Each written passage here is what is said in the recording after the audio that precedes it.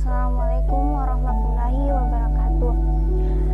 Alhamdulillahirabbil alamin, wassalatu wassalamu ala asyrafil anbiya'i wal mursalin wa ala alihi washabihi ajma'in, amma ba'd.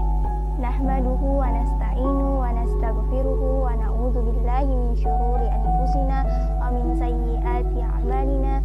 May yahdihillahu fala mudilla lahu wa may yudlil fala hadiya lahu. Allahumma shalli wa sallim ala sayyidina Muhammadin wa ala alihi washabihi ajma'in, amma ba'd.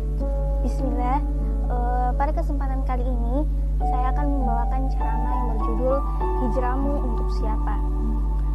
Nah, kita ini memang makhluk yang bodoh lagi zalim, seperti dalam surah Al-Ahzab, yaitu A'udzubillahi minasyaitonirrajim, innahu kana zaluman jahulan, yang artinya sesungguhnya manusia itu amat zalim dan amat bodoh. Quran surah Al-Ahzab ayat 72. Nah, betapa sering kita mengira sudah berada di atas kebenaran, namun ternyata ada perbuatan-perbuatan yang ternyata itu sebuah dosa. Betapa pentingnya kita untuk terus menuntut ilmu agar mengetahui apakah kita telah berada di atas kebenaran atau kebatilan. Namun pernah kita berpikir seperti kata-kata hijrah untuk menentaskan diri terhadapnya, atau hijrah untuk menundukkan pandangan agar mendapatkan sidyah, atau kalimat-kalimat semisalnya.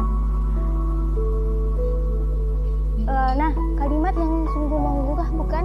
Namun jika kita telaah lebih dalam lagi, agaknya cukup berbahaya bagi akidah yang mana amal ibadah kita tak lagi semata-mata dipersembahkan untuk meraih ridha Allah, namun untuk meraih ridha manusia.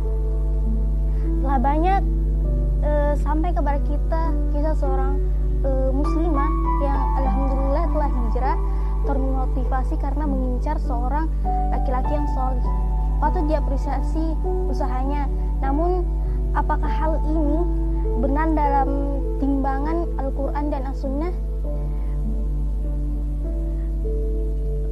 Jika muslimah tersebut hijrah disebabkan mengharapkan cinta si laki-laki tersebut, maka ini perkara yang sangat berbahaya. Karena jika kita terlanjur melakukan amal-amal soleh dengan tujuan untuk mendapatkan sidyah, maka ada baiknya beristighfar kepada Allah, memohon taubat kepadanya, karena sesungguhnya terselip syirik asghar pada setiap amalan-amalan tersebut. Seperti yang terdapat dalam hadis Nabi yang mengatakan bahwa innamal a'malu binniyati wa innamal likulli imri'in ma nawa, faman kanat hijratuhu ilad dunya yusibuha aw ila mar'atin yankihuha wa hijratuhu ila ma hajara ilaihi, yang artinya sesungguhnya semua perbuatan tergantung niatnya, dan balasan bagi tiap orang tergantung apa yang diniatkan. Barang siapa niatnya karena dunia yang ingin digapainya, atau karena seseorang perempuan yang ingin dinikahinya, maka hijrahnya adalah kepada apa yang diniatkan. Terdapat juga dalam hadis yang lain yang mengatakan bahwa man ta'allama ilman mimma yubtagha bihi wajhullah azza wa jalla la yata'allamuhu illa liyusiba bihi aradan min dunya lam yajid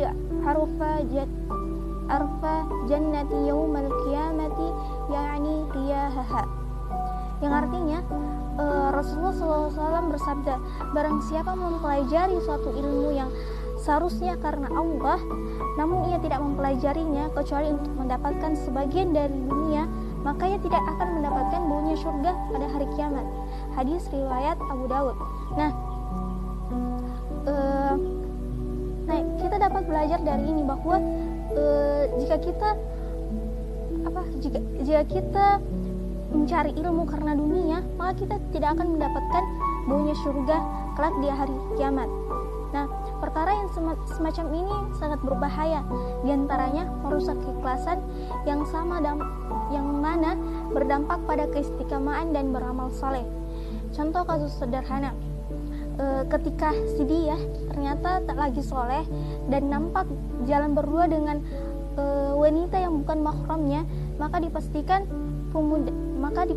muslimah yang hijrah menentaskan diri untuknya tersebut akan hancur hatinya berkeping-keping, sehingga setelahnya ia akan kehilangan arah dan tujuannya dalam beramal saleh, tidak lagi semangat yang kuat seperti dahulunya.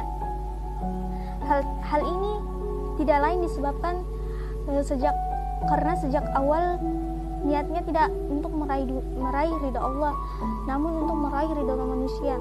Dan tak jarang muslimah yang semacam ini akan kembali kepada kebiasaan yang buruknya yang lama. Auzubillahi min zalik. Bukankah Allah Ta'ala sangat murka kepada hamba-hambanya yang beribadah untuk selainnya? Sejatinya Allah tidak membutuhkan ibadah kita, beribadahnya kita atau tidak sama sekali pun tidak menghalangkan kekuasaannya Allah. Seperti dalam surah Al-Fatir yang artinya, hai manusia, kamulah yang sangat butuh kepada Allah, dan Allah dialah yang maha kaya dan tidak memerlukan sesuatu lagi maha terpuji. Di sini kita dapat mengambil bahwa Allah tuh tak butuh kita, tapi yang butuh Allah tuh kita. Karena setiap amalan soleh yang tidak lagi dipersembahkan untuk Rabb semesta alam, melainkan untuk seseorang di luar sana, entah kita sudah mengenalnya ataupun masih sosok yang misterius, maka ada baiknya kita cepat-cepat bertobat dengan taubatan nasuha, karena ini tergolong syirik as-shaghar, yang dimana sungguhnya syirik as-shaghar itu lebih halus daripada langkah semut. Seperti dalam hadis Nabi yang mengatakan bahwa kesyirikan itu lebih samar dari langkah semut. Lalu Abu Bakar bertanya, wahai Rasulullah, bukankah kesyirikan itu ialah menyembah selain Allah atau berdoa kepada selain Allah di samping berdoa kepada selain Allah?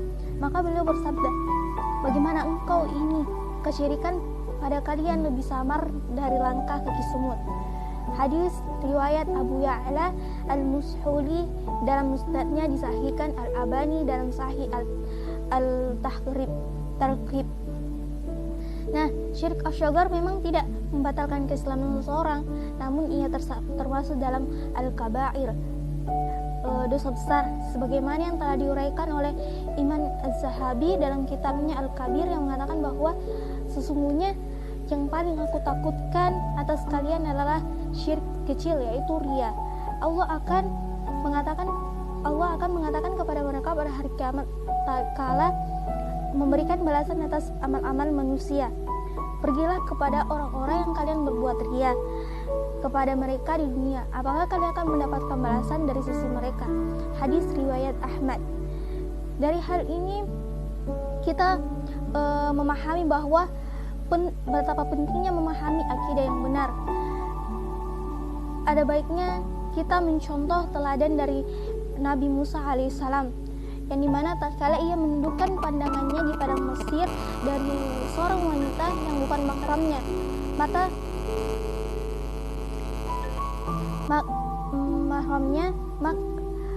semata-mata karena ia takut kepada Allah Ta'ala serta pastinya mengharapkan ridhonya.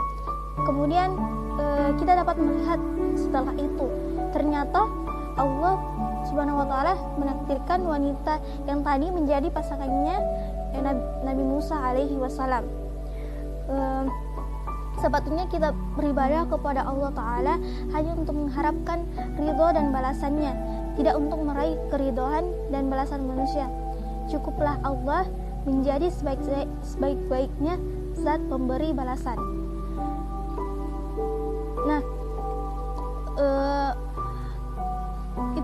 Itu yang dapat saya sampaikan. Jika ada kata mohon dimaafkan.